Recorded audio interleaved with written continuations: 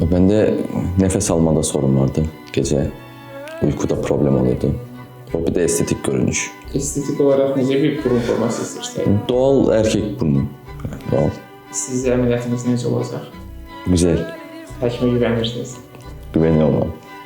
Əməliyyat olmaq istəyənlərlə nə demək istəyirsiniz? Herkes gelsin. Herkes. Çıkın gel. Mevlana ne demiş? Çıkıp gelin demiş. Allah belanı versin.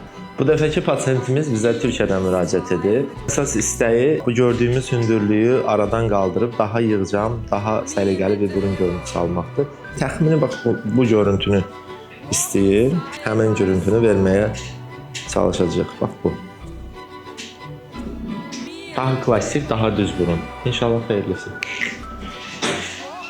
İndi isə gəlin baxaq görək biz nə əldə edə bilmişik. Bir əvvəl yan görüntünü sizlərə təqdim edeyim. Gördüyünüz kimi burun üzərindəki geniş bir hündürlük və dəstəksiz bir burun ucu.